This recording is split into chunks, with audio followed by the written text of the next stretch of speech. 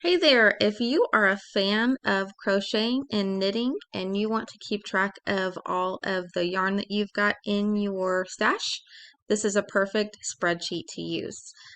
So this spreadsheet is all about keeping track of the name, the color, how much yarn you have, and if you need to buy more.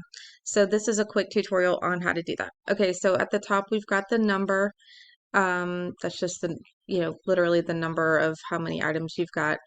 This is the actual name of the yarn, and I made up names, of course, just because I was trying to be careful about using other people's names. This is the brand name, and this is the store name. You can use the website link if you want, and that way you can just buy it again easily. Place for description, so you just, delete this out and then type out whatever description you've got for the new item. So say it's, pink yarn.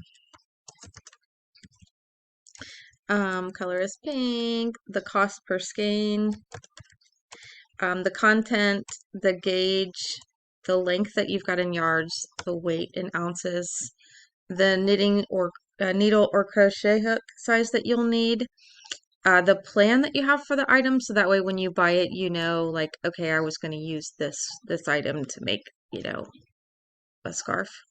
And then a link for patterns, and then if you need to buy more, if you have extra, and then some notes. So that's pretty much it. It's pretty simple to use. This tab at the bottom, it's a readme. So whenever I'm done with this video, I'll put the link here so that you can click on and watch the video again. So if you needed to change the color, you can. You just highlight this at the top, and then you can just change the color to whatever you want. Also, if you wanted to print this out, that's another thing you could do. You just go to File and Print. It's just pretty easy. But what you want to do is make sure that it says, let's see, that's portrait. If you did landscape, it would kind of look like this. But then just make sure it says not normal, but fit to width.